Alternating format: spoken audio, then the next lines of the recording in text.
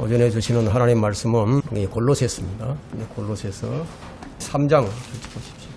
1절로부터 1절, 2절만 보겠습니다. 제가 파트로 읽겠습니다. 그러므로 너희가 그리스도와 함께 살아났으면 위에 있는 것들을 구하라.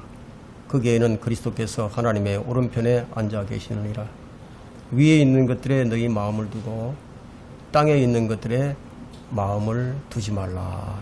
오늘 설교 제목을 이 자아를 내려놓는 문제에 대한 해답, 육신을 내려놓는 문제에 대한 해답, 이런 제목으로 이제 말씀을 전하도록 하겠습니다.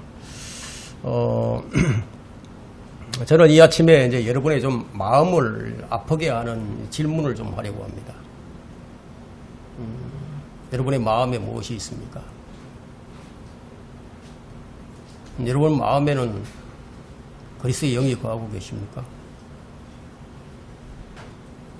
여러분의 마음에 성령님이 계십니다. 그것이 분명하다면 여러분의 몸은 성령의 전입니다. 그렇다면 여러분의 마음에 무엇이 있습니까? 여러분의 마음은 어디를 향해 있습니까? 여러분을 구원하신 예수 그리스도를 향해 있습니까? 여러분이 그분을 처음 만났던 그 감격, 그분을 향했던 그 사랑, 그 첫사랑이 아직도 남아있는가? 이런 질문을 여러분들에게 던집니다. 만일 여러분에게 첫사랑에 남아있지 않다면 아무것도 없는 겁니다. 그리스도의 심판석에서 하나님은 열매를 보실 겁니다. 여러분의 모든 수고와 일들을 보실 겁니다. 그 수고와 그 일들이 사랑에 근거한 것인지를 보게 되실 것입니다. 그리고 여러분에게 물으실 것입니다. 너희 마음이 어디에 있었느냐?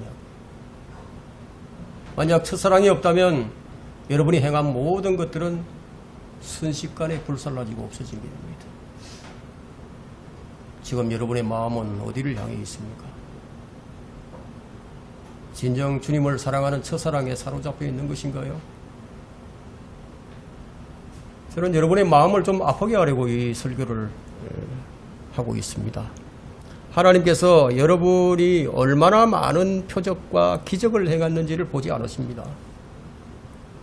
여러분이 얼마나 많은 기적과 이적을 행하고 보았는지 그것을 보지 않습니다. 여러분 마음을 보십니다. 주님께서 이렇게 말씀을 하셨습니다. 여러분이 사람들의 모든 방언들로 말을 한다 해도 사랑이 없으면 소리내는 노새와 같다. 노새는 생명이 없죠. 여러분이 천사들의 모든 방언들로 말을 한다 해도, 여러분이 말을 아무리 잘한다 해도 사랑이 없으면 꽹과리와 같다. 꽹과리는 생명이 없습니다. 여러분의 마음에 무엇이 있습니까?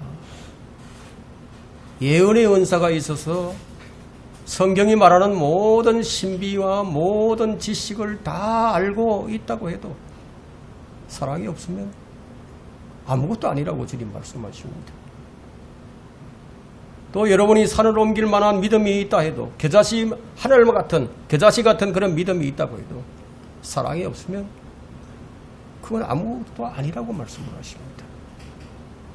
여러분은 그것이 대단하다고 생각할지 모르지만 주님은 그것이 아무것도 아니라고 말씀을 하십니다. 왜 이런 말씀을 하셨을까요?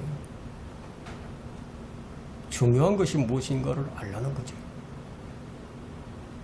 또 여러분이 여러분의 소유를 다 팔아서 가난한 사람을 구제하고, 또 여러분의 몸을 가난한 사람들을 위해서 불사르게 헌신을 한다 해도 사랑이 없다면 아무것도 아니라고 말씀하십니다. 또 여러분들이 영적인 분별력이 있어서 영들을 분별하고, 주님께서 미워하시는 니골라파를 미워하고 성경적 교리를 가지고 그것을 바르게 지킨다고 하더라도 첫사랑을 잃어버렸다면 주님께서 그 촛대를 옮겨버리시겠다고 말씀을 하셨습니다. 여러분의 마음이 무엇이 있습니까? 여러분의 마음은 어디에 있습니까? 매우 중요한 질문이죠. 여러분의 마음에 하나님을 향한 그런 사랑이 있으십니까? 여러분은 하나님을 향한 첫사랑에 사로잡혀 있기를 원치 않으십니까? 다윗이 주의 영을 내게서 거두가지 마십시오. 기도했던 것처럼 주여 나는 주님을 향한 이 첫사랑에서 떠나지 않기를 원합니다. 여러분은 이런 기도를 하고 계십니까? 주님을 향했던 그 첫사랑의 열정이 아직도 남아 있습니까? 주님은 그것을 보십니다. 오늘 주님께서 여러분에게 말씀하십니다. 네 마음을 다하고 혼을 다하고 생각을 다하고 힘을 다해서 주 너희 하나님을 사랑하라. 심판날에 이걸 물으실 겁니다. 여러분은 주 하나님을 사랑하기 위해서 부르심을 받았습니다. 우리는 형제들을 사랑하기 위해서 부르심을 받았습니다. 주님께서 우리에게 주신 첫 계명이 무엇이죠? 새 계명이 내가 너희를 사랑한 것 같이 너희도 서로 사랑하라. 오늘은 여러분들이 더 중요한 것이 무엇인지를 아셔야 합니다. 주님은 여러분에게 기적을 일으키는 일을 하라는 게 아니에요. 치유의 사역을 하라는 게 아닙니다. 서로 사랑하라는 거예요. 이것을 위해서 여러분은 주님께 속해 있습니다. 하나님을 첫째로 사랑하라. 이것을 위해 주님은 여러분 안에서 하나님의 사랑, 여러분 안에 하나님의 사랑을 부어주셨는데 성령을 통해서 부어주셨습니다. 이것이 로마서 5장 5절에 있죠.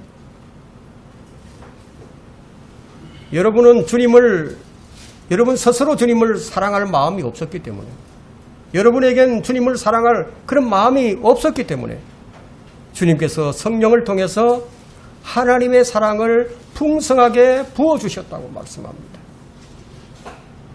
그런데 그 사랑이 아직도 여러분 마음에 남아있는 거 아니에요? 여러분 오늘 본문의 말씀을 읽을 때 여러분의 마음이 뜨끔하지는 않으셨습니까? 여러분의 마음에 무엇이 있습니까? 지금 무엇을 향해 있습니까? 무엇을 바라십니까? 여러분의 비전은 무엇입니까? 어떤 계획을 하고 계십니까?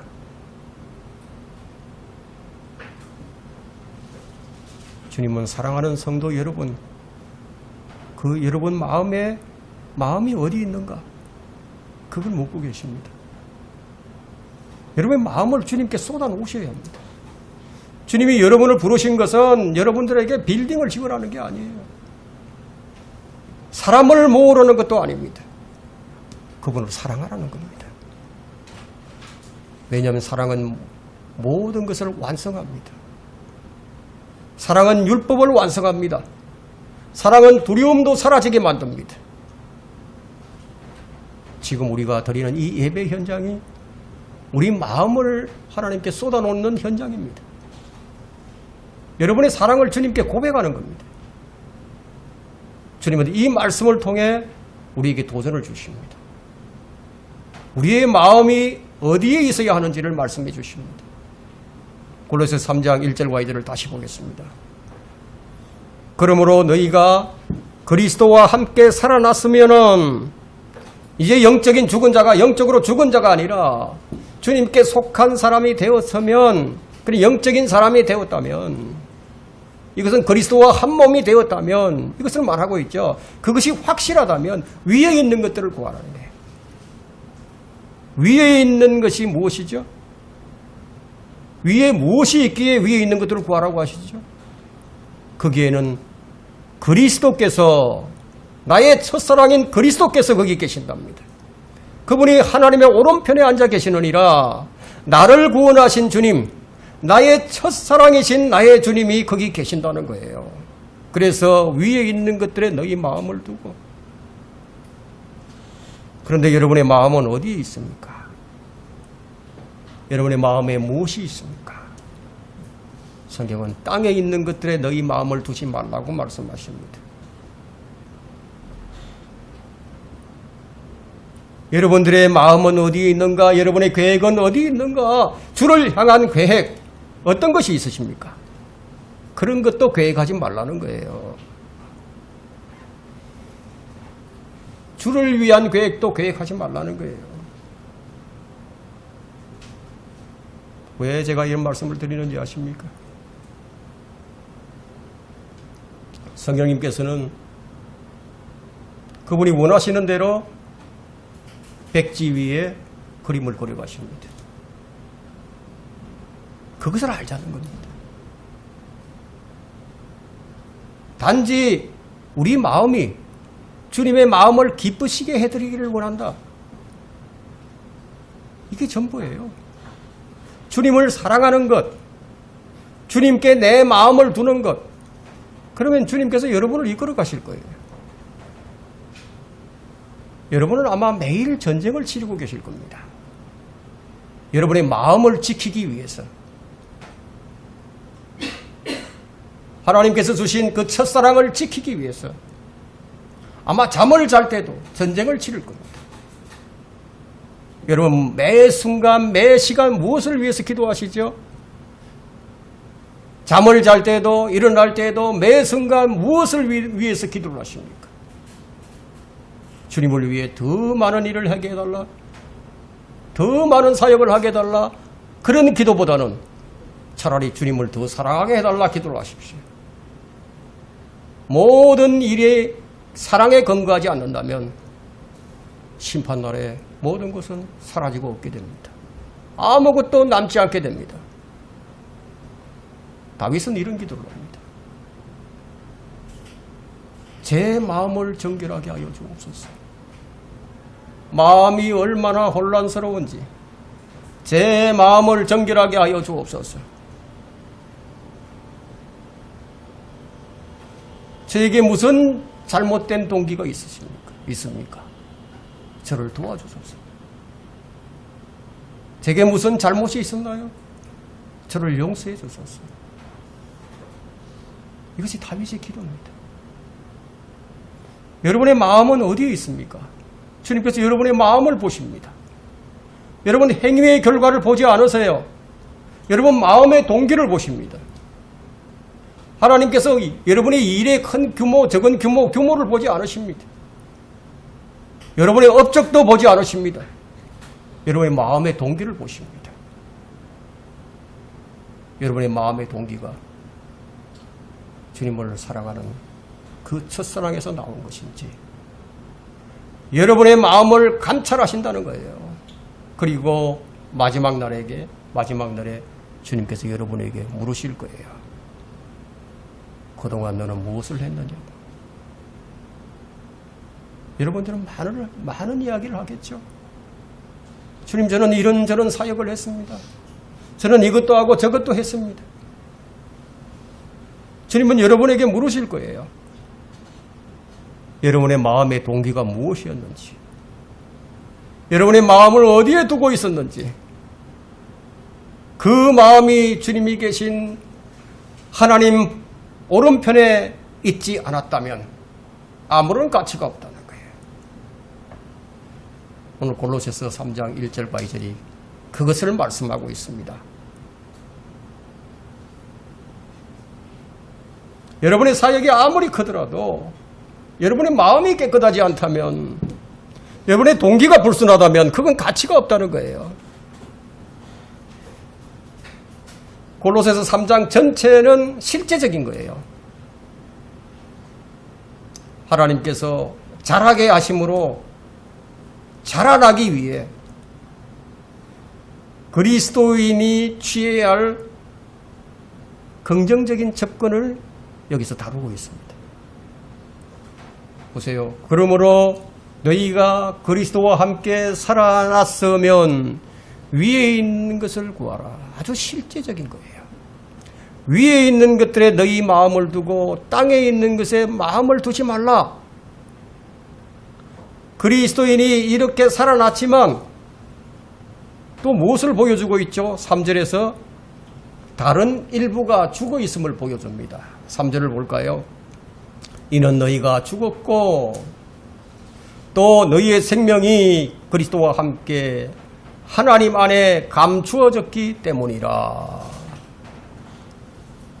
그리스도와 함께 무덤에서 나온 새로운 사람은 이미 그리스도께서 계신 곳 하나님의 보좌 오른편에 앉아 있다는 거예요. 허물과 죄들 가운데 죽었던 우리를 그리스도와 함께 일으키셔서 그리스도 예수 안에서 천상에 함께 앉혀 놓으셨다는 거예요. 그래서 우리 마음을 위에다 둬야 한다. 이 땅에 두어서는 안 된다는 거예요. 오늘 주님이 주신 이 본문 말씀은 우리 머리를 다루는 게 아니에요. 우리 생각을 다루는 게 아닙니다. 우리 마음을 다루고 계십니다. 주님께서 이런 말씀을 하셨어요. 마음에 관한 말씀을 참 많이 하셨는데 너희 보물이 있는 곳에 너희 마음도 있느니라. 주님께 어디에 관심이 있으시죠? 그 마음에 관심이 있다는 거예요.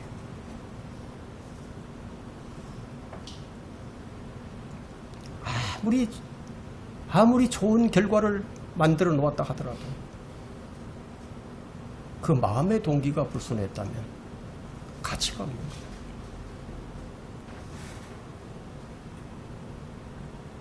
그리스도께서 하나님의 오른편에 앉아 계신 곳에 얼마나 많은 것들이 있는지 여러분 아십니까? 만약 한 가지라도 될 수 없다면 어떻게 여러분이 위에 있는 것들에 마음을 두라는 그 명령에 순종할 수가 있겠습니까? 그곳에는 무엇이 있습니까? 우리가 영원히 거하게 될 새 예루살렘이 있습니다. 하나님의 보좌도 위에 있습니다. 우리 앞서간 성도들도 그 위에 있습니다. 예수 그리스도께서도 거기에 계십니다. 우리가 그리스도의 심판석에서 받게 될 많은 상급들도 바로 그 위에 있습니다. 주님께서 마련해 놓으신 우리의 처소도 그 위에 있습니다. 많은 것들이 있습니다. 그 많은 것들 가운데 이 본문에서 딱 한 가지를 꼬집어서 말씀을 하십니다. 거기에는 그리스도께서 하나님의 오른편에 앉아 계시느니라. 무엇을 말하고 있죠? 우리의 대상, 우리의 사랑의 대상인 예수 그리스도께서 거기 계신다. 하나님께서 자기를 사랑하는 자들을 위하여 예비하신 것들, 이 예비하신 것들은 성령에 의해서 우리에게 이미 알려졌습니다. 우리 마음이 그래서 그곳에 있을 수가 있어요. 그러나 현대 정통주의자들, 근본주의자들, 지금 하나님을 섬긴다고 하는 자들의 위선적인 경건심은요, 사실상 이 말씀에 비춰보면 냄새나고 역겨운 것들입니다. 그들의 마음이 하늘에 있지 않기 때문이에요. 그들의 마음은 땅에 있습니다. 옛날 그리스도인들은 하늘에 이제 마음을 둔 사람들이었습니다. 하늘이 바로 그들의 소망이었어요. 그래서 이 교회사 기간 동안에 1800년부터 1900년 사이에 나온 이 복음 찬송가들을 보더라도요, 그들의 마음이 위에 있는 것을 볼 수 있습니다. 그들의 설교를 봐도 그렇습니다. 탈마지나 샘 존스나 프랭크 노리스에 의해서 전파된 그런 설교를 보더라도 그들의 마음이 위에 있었던 것이 명백합니다. 그러나 하늘에 대한 향수, 우리가 그곳에서 태어났기 때문에 하늘에 대한 향수와 위에 있는 생활을 하는 현대 기독교 운동에서는 좀처럼 볼 수 없다는 거예요. 하늘에 대한 향수와 위에 있는 하늘의 방식으로 생활하는 이런 것들은 이 현대 기독교에서 찾아볼 수가 없다는 거예요. 자신들의 믿음과 아무런 상관이 없는 부흥사들, 복음 전도자들, 선교사들, 목사들에 의해서 위에 있는 것들이 가끔 언급될 뿐이죠. 그들은 감정을 자극하기 위해서요, 소망의 용어들을 끌어다 씁니다. 성리의 함성이라든가 영광스러운 새 예루살렘이라든가 하늘에 있는 시온산의 즐거운 것들이라든가 하늘 시민의 행복이라든가 그런 것들로 동정심의 눈물을 자아내게 한다든가 드라마처럼 감각을 자극하는 것들을 좋아하기 때문에 그들의 마음이 하나님께로 돌아오는 것을 원치 않습니다. 이 나라에 많은 그리스도인들이 있습니다. 수많은 사역자들이 있습니다. 그들 마음이 저는 깨끗했으면 좋겠습니다. 그 사역자들이 모두 마음의 동기가 순수했으면 좋겠습니다. 그랬더라면 그들은 소금을 치듯 말을 하게 될 것입니다. 사탕 발림은 하지 않을 거예요. 여러분, 달콤한 걸 먹게 되면요, 자꾸 달콤한 것을 찾게 됩니다. 그러면 성인병에 걸리게 되죠. 그래서 소금을 먹게 되면 무엇을 찾게 되죠? 물을 찾게 됩니다. 그 성경은 여러분들에게 소금을 치듯 말을 하라고 합니다. 물은 무엇을 의미하는가 하면 성경에서 보게 되면 생수를 의미하죠. 말씀을 의미하죠. 첫사랑을 간직한 사람, 열렬하게 주님을 사랑하는 사람은 주님을 계속 찾게 되어 있습니다. 사랑에 목이 말라 주님을 또 찾고 또 찾으려고 할 것입니다. 주님의 말씀을 먹으려고 또 찾고 또 찾게 되어 있습니다. 제가 왜 이런 이 첫사랑의 얘기를 계속 하는지 아십니까? 제가 여러분에게 이 사탕 발린 말을 계속한다면요, 뭐 나를 따르게 할 수는 있겠죠. 근데 만약 제가 여러분에게 이 소금을 준다면 저는 여러분들이 하나님을 찾게 만드는 겁니다. 지금 수많은 사역자들 가운데 뱀들이 있습니다. 독사들이 있습니다. 베드로는 너희 가운데 많은 거짓 교사들이 있을 것이라고 했습니다. 사도 요한은 많은 거짓 영들이 세상에 나와 있다고 말했습니다. 바울은 사탄의 종들이 의의 종으로 가장할 것이라고 얘기했습니다. 그 말씀대로 성공을 위해 사역하는 뱀들, 명성을 위해서 사역하는 뱀들, 돈을 위해서 사역하는 뱀들, 많은 뱀들이 성공한 목사들의 명성을 이용하려고 접근하게 됩니다. 유명세를 떨치는 목사들의 줄에 서려고 하죠. 그게 안 되면 유명세를 떨치는 목사를 공격해서 자신의 이름을 알리려고 합니다. 잘 알려진 목사, 팔로워가 수십만, 수백 명, 수백만 되는 그런 목사를 공격을 한번 해보세요. 사람들은 벌떼처럼 달려들죠.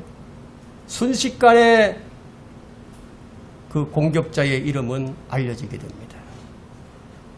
기생충처럼 빌붙어서 자신의 인지도를 높이려고 합니다. 뱀들의 동기들은 훤히 보이는 거예요. 뱀들은 성공과 인정을 위해 무엇이든 합니다.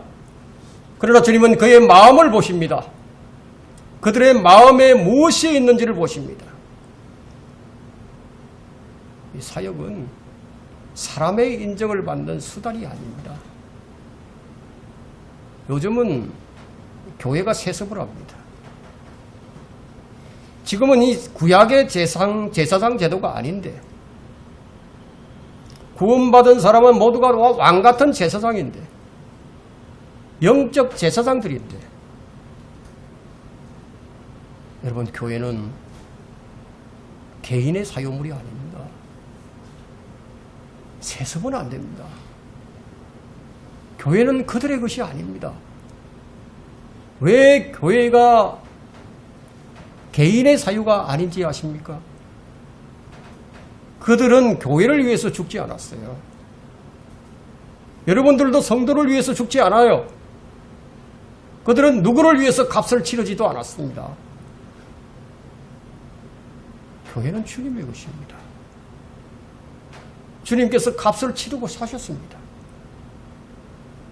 교회는 그분의 몸입니다. 교회의 머리는 주님이십니다. 그분이 여러분을 위해서 죽으셨습니다. 수많은 목자들이 있지만 그들의 마음의 중심이 하나님이 아니다는 거예요. 그들의 마음은 사람의 중심입니다. 그래서 사람을 의식합니다. 어떻게 해서든지 사람의 호감을 사기 위해서, 어떻게 해서든지 사람을 끌어모으기 위해서, 그리고 인정을 받기 위해서 거기에 초점을 맞춥니다. 바울은 그들을 향해서 그들은 그리스도의 종이 아니라고 얘기합니다. 여러분 갈라디아서 1장 10절을 한번 보십시오.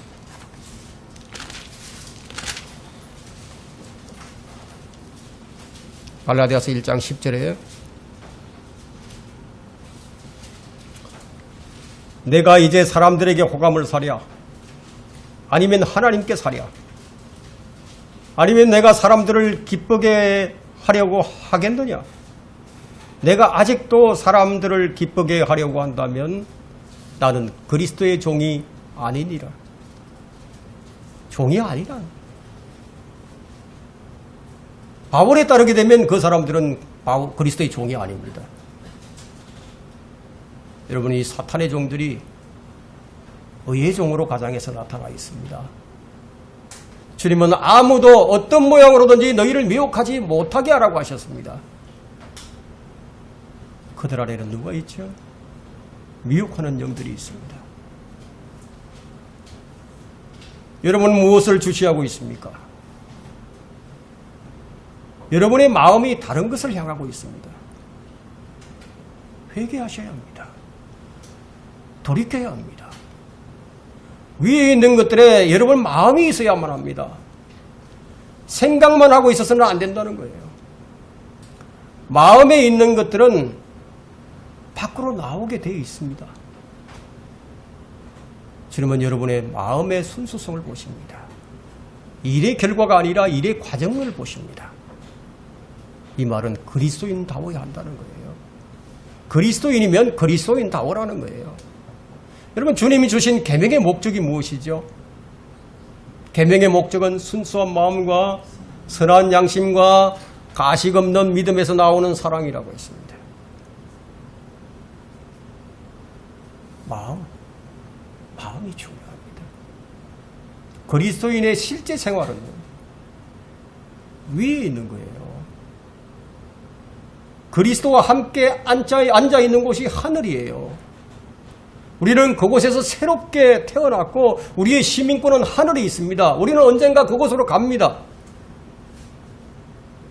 그리스도인이 이 땅에서 사는 생애는 어떠해야 하느냐? 그리스도에 의한 것이어야 하고 그리스도를 통한 것이라야 합니다.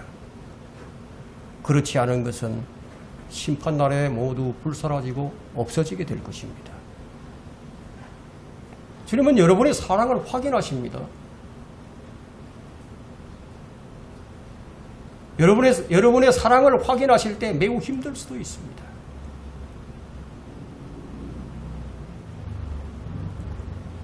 아브라함에게, 믿음의 조상 아브라함에게 하나님께서는 그의 사랑을 확인하셨어요. 독자 이삭을 바치라.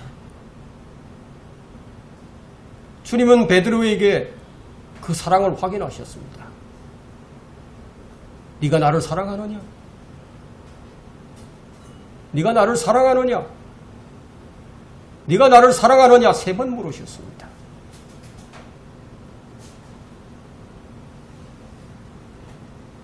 그리스도를 사랑하는 사람은 첫사랑에 젖어 사는 사람 어떻게 사는지 아십니까?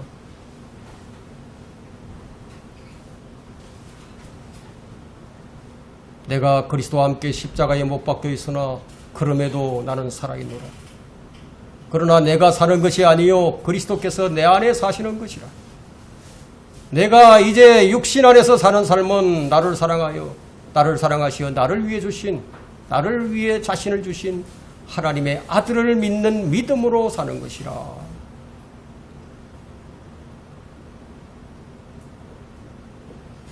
단 한순간도 주님으로부터 시선이 떨어지지 않습니다. 사랑하는 마음은 자원하는 마음이에요. 억지로가 아닙니다. 마음에서 우러나옵니다. 마음을 다하고 혼을 다하고 생각을 다하고 힘을 다하여 주를 사랑하는 것이 어려울 것 같으죠? 어렵지 않습니다. 정말 사랑하면 자원하는 마음이 우러나옵니다. 하나님을 사랑하되 적당히 사랑하라는 것이 아니죠. 이 말씀을 보면은 모든 것을 다 하라고 얘기하고 있죠.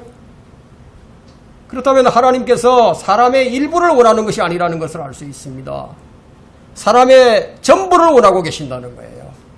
성경에 기록된 모든 것을 우리가 다 행할 수는 없어요. 하지만 우리는 다 행하고자 하는 그런 마음은 가질 수가 있습니다. 선을 우리가 행하기 이전에 우리 마음의 선한 원함과 행하려고 하는 의지는 가질 수가 있습니다. 여러분이 주님의 뜻을 다 행할 수는 없어도 주님의 뜻을 행하겠다고 하는 그런 마음은 가질 수가 있습니다. 여러분의 마음은 무엇이 있습니까? 말씀을 사랑하는 마음, 순종하고자 하는 마음, 섬기고자 하는 마음, 주님의 뜻을 행하고자 하는 마음이 온전하다면 그 사람은 온전한 사람입니다. 주님께서 보시는 것은 마음의 생각과 의도예요. 주님은 우리 마음을 살피시고 달아보십니다. 그리고 때로는 시험을 하십니다. 주님을 믿는 마음이 전부가 아니라면 그것은 불신이에요. 그것이 사랑이든 그것이 섬김이든 그것이 자백이든 그것이 전부가 아니면 그건 아무것도 아닌 것이에요. 여러분이 마음을 다하여 주님을 사랑하게 되면 여러분이 힘을 다하는 것은 아주 자연스럽게 됩니다. 성경을 믿으면서도 온 마음이 아니라 이 마음의 일부는 딱 떼어놓고 불신의 죄를 짓습니다. 여러분 믿을 때는 온 마음을 다해서 믿어야 합니다. 주님을 찬양할 때도 온 마음으로 찬양을 해야 됩니다. 큰 소리로 찬양을 해야 됩니다. 시편 91편 1절에 시편 9편 1절에는 오 주여 내가 전심으로 주를 찬양하며 전심이에요. 온 몸을 온 마음을 다한다 이거예요. 내가 주의 모든 놀라운 일들을 전하리이다. 시편 86편 12절에도 오 주 나의 하나님이여 내가 내 마음을 다하여 주를 찬양하며 내가 영원토록 주의 이름을 영화롭게 하리이다. 이 마음의 결심이 얼마나 단단한지 한번 보세요.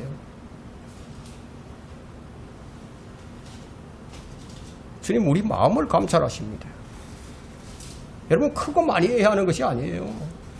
그럼 전심으로 하면 됩니다. 전심이란 말은 무슨 말이냐 하면 단일한 마음이죠. 두 마음이 아니에요. 그래서 양의 문제가 아니라 이 질의 문제예요. 전부이냐 아니면 부분적이냐. 우리는 마음을 다하여 주를 찬양해야 합니다. 마음을 다하지 않는 찬송은요 그냥 소리죠. 소리일 뿐이에요. 그냥 찬송가를 따라 부르는 것이죠. 우리의 찬양과 존귀를 받으시기에 합당하신 분, 그분께 내가 찬양하는 겁니다. 너희는 주를 찬양하라. 정직한 자들의 모임과 회중 가운데서 내가 전심으로 주를 찬양하리이다. 전심으로 찬양한다. 여러분 이 올바른 찬양, 하나님께서 받으시는 이 찬양, 이것은 바른 믿음과 정직한 마음에서 나오는 거예요. 그러니까 요즘은 이 찬양 사역자들이 인정을 받는 시대입니다. 그래서 찬양 목사들도 각 큰 교회는 있죠. 근데 찬양을 할 때 보면 온갖 악기와 또 춤을 추면서 노래로서 이 집회 전후로 이게 찬양을 하면서 이 집회 분위기를 고조시킵니다. 감정을 고조시키는 거예요. 감정이 매우 중요합니다.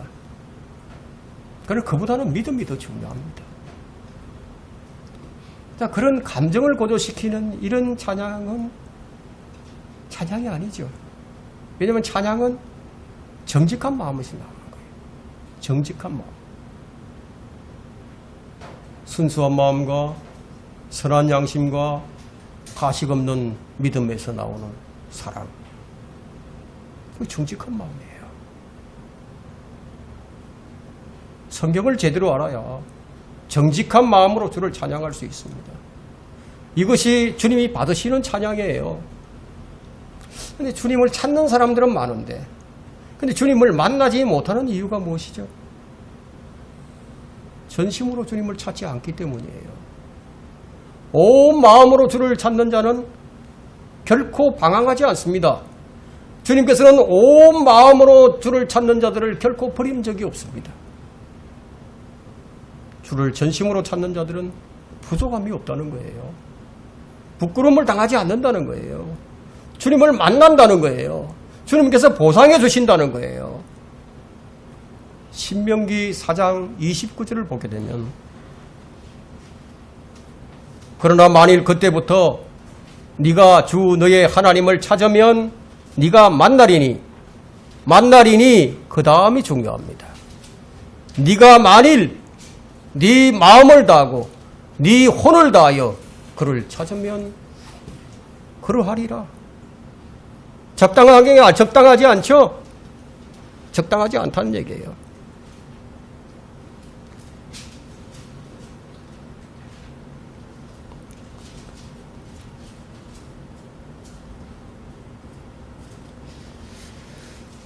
저는 지금 사랑에 관한 얘기를 합니다. 여러분들에게 여러분 마음에 무엇이 있어야 하는지, 주님은 우리 마음을 찾으십니다.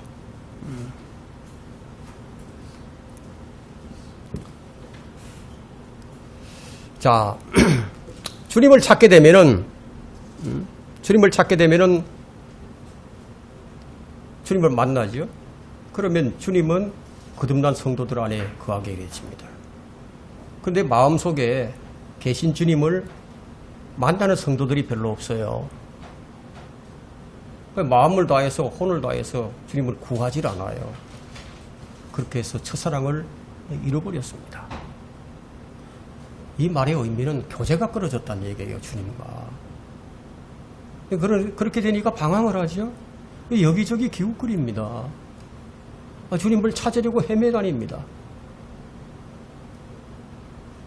그 믿는 자들의 마음에는 주님이 거하시는 거처가 되는데, 믿는 자의 몸은 주님의 성전인데, 그렇다면 핵심은 뭐냐면 마음을 다해서 주님을 찾는 거예요. 우리가 마음을 다해서 주님을 찾게 되면 그 다음에 나타나는 현상은 말씀 안으로 들어가게 된다는 거예요. 말씀 속으로. 그런데 사람들은 주를 만나기를 원치 않아요. 무엇을 보면 아느냐? 주의 말씀을 상고하지 않으니까.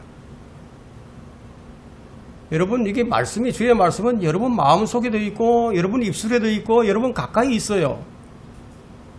그분은 마음을 다하고 찾고 찾으면 만나게 됩니다. 그런데 왜 사람들이 기도원을 찾아다니죠?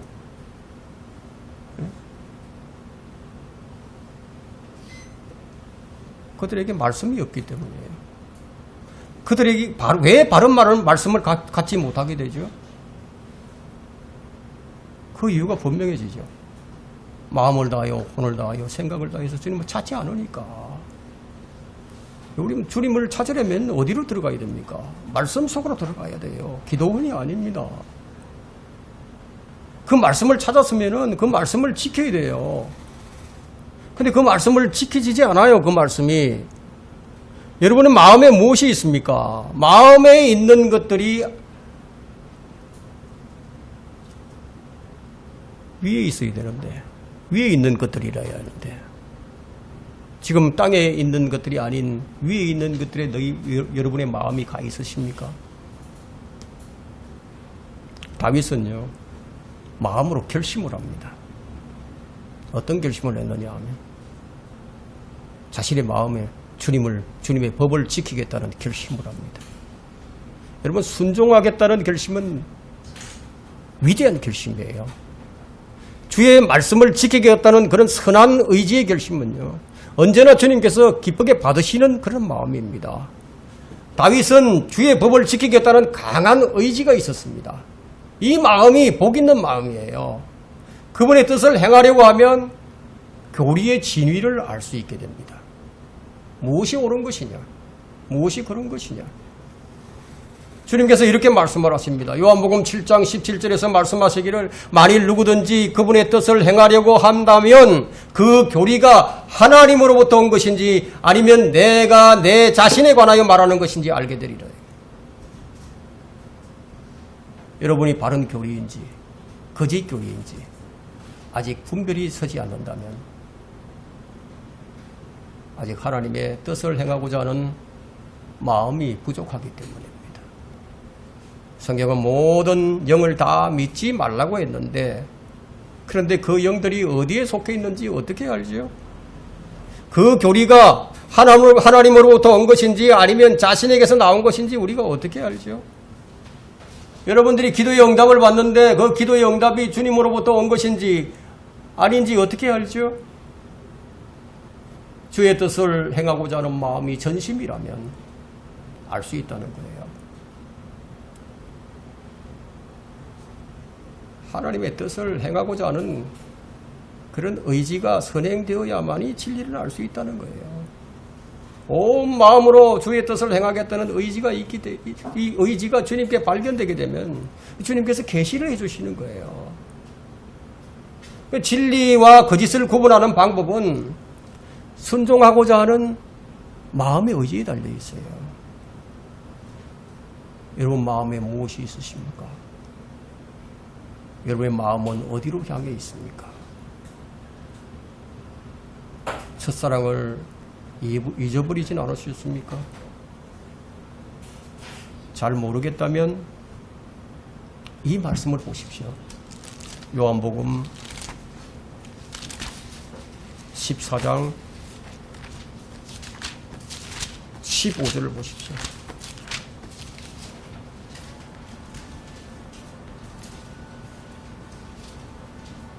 하나님을 향한 사랑, 내가 주님을 사랑한다면 요한복음 14장 15절에서 말씀하시기를, 너희가 나를 사랑하면 나의 계명들을 지키리라. 여러분, 주의 계명을 지키는 것이 주님 사랑하는 거예요. 주님을 사랑하면요, 주님께서 그 사람을 사랑하십니다. 요한복음 14장 21절을 보세요. 그 밑에 쭉 넘어오면요, 나의 계명들을 가지고 그것들을 지키는 사람은 나를 사랑하는 사람이니, 이게 주님께 인정받는 사랑입니다. 나를 사랑하는 사람은 나의 아버지의 사랑을 받으리라. 분명하죠? 또 나도 그를 사랑하여 나 자신을 그 사람에게 나타내리라. 주님을 사랑하는 사람은 그 사람에게서 그리스도가 나타난다는 거예요. 그 이미지가 그리스도를 드러낸다는 거예요. 정말 주님을 사랑하는 사람은 전심으로 주의 말씀을 지키는 자라고 여기서 얘기하고 있죠. 여러분이 주의 계명을 얼마나 지키고 있는지, 왜 내게는 기도의 응답이 없을까? 왜 내게는 주님께서 역사하지 않으실까? 아무런 느낌도 안 와. 무엇이 문제죠? 주의 말씀을 전심으로 지키고 있지 않다는 거죠.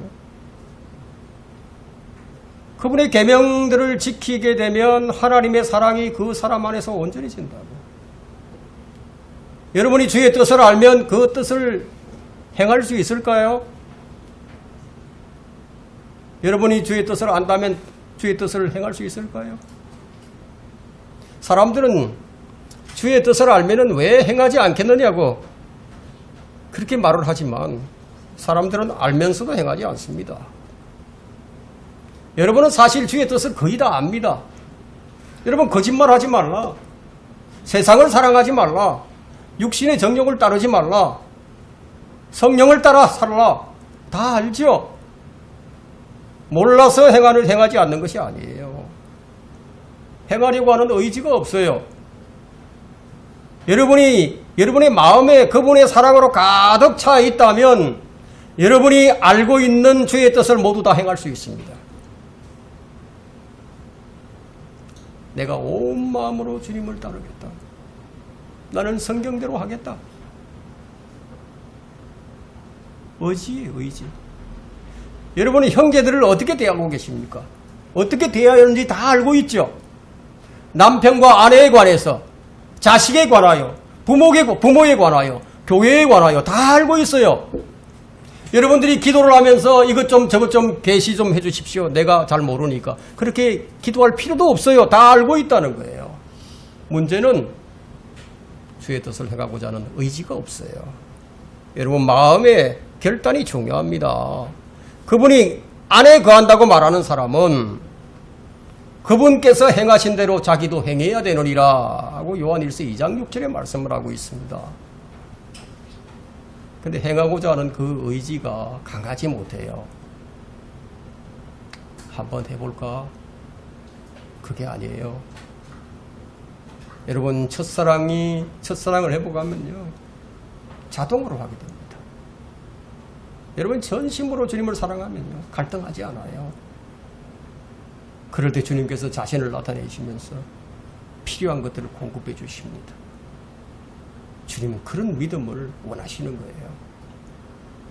주님이 인격체이시는 거예요. 서로 사랑이란 서로 교류가 있어야 됩니다.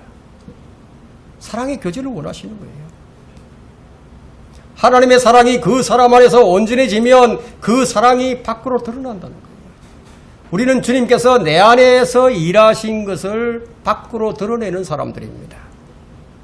우리 안에서 일하시는 그분의 일을 밖으로 전부 드러내는 것, 그것이 성도들의 삶이에요. 우리 마음에 가득한 것을 그냥 드러내는 거예요. 여러분 안에 무엇이 가득 들어 있습니까? 마음을 다하여 주님을 찾는다면 그 마음에 주의 말씀이 가득 차게 될 겁니다. 말씀을 정리하겠습니다. 우리는 이 마음을 다해서 주님께로 돌이켜야 합니다. 회개해야 합니다. 이 첫사랑을 잃어버렸어요. 마음을 다하여 위에 계신 주님을 찾아야 합니다. 거기에 우리 마음이 가 있어야 합니다. 땅에 마음을 두지 않아야 한다는 거예요. 사람들의 문제는 생각은 있는데 의지가 약해서 전심으로 하지 않는 것이 문제죠. 수차례 반복해서 실패하고 또 실패하고 그러면서 조금씩 성장해 나가죠. 주님은 전심으로 찾지 않는 것, 그것이 주님께서 나를 대적한 것이라고 말씀을 하십니다. 여러분 호세아 7장 14절 한번 펼쳐보시겠어요?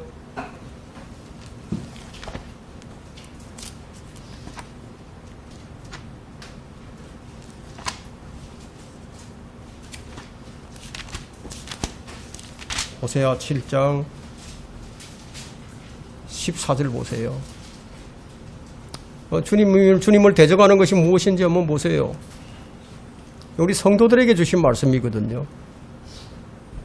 14절에 그들이 그들의 침상에서 울부짖을 때에도 그들은 전심으로 내게 부르짖지 아니하였도다.